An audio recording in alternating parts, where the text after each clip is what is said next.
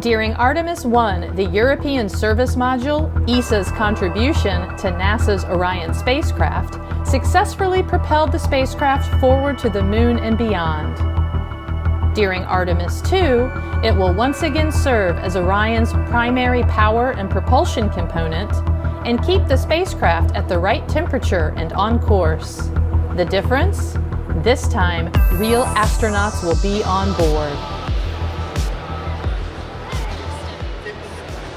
I'm the most proud of is that it's the first time Europe is committed to send astronauts beyond low Earth orbit. So far, during the last 20 years, we have mostly flown to the International Space Station, but for the first time, a group of astronauts will fly to the gateway first, to lunar orbit, and ultimately to the surface of the Moon. And the European Service Module is a key contribution to this transition from operation in low Earth orbit to the operation in the lunar domain, and ultimately also farther up to Mars. The first flight of Artemis 1, that was to test the vehicle without a crew on board. So here we have undergone extensive testing with all the propulsion subsystem, the thermal and so on. But now that we're having crew, that's the new element for Artemis 2 and onwards. So that means for Artemis 2, we will really go into the testing of the life support systems and try to figure out how is that behaving with the astronaut in the loop, how is the CO2 scrubbing working on the crew module side, how are we providing the oxygen to the astronauts and the water. So all these elements will be new for Artemis 2.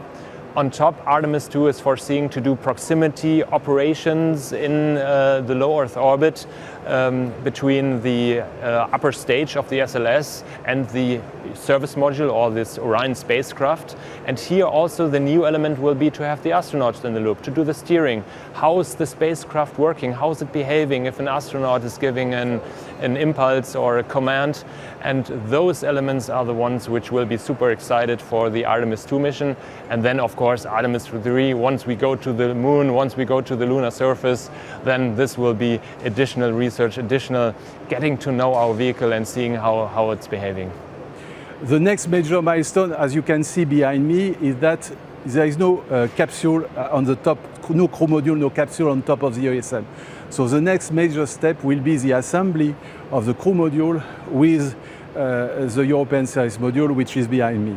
Once this crew module and the ESM are assembled, for the first time we will have an Orion Artemis 2 vehicle, fully integrated.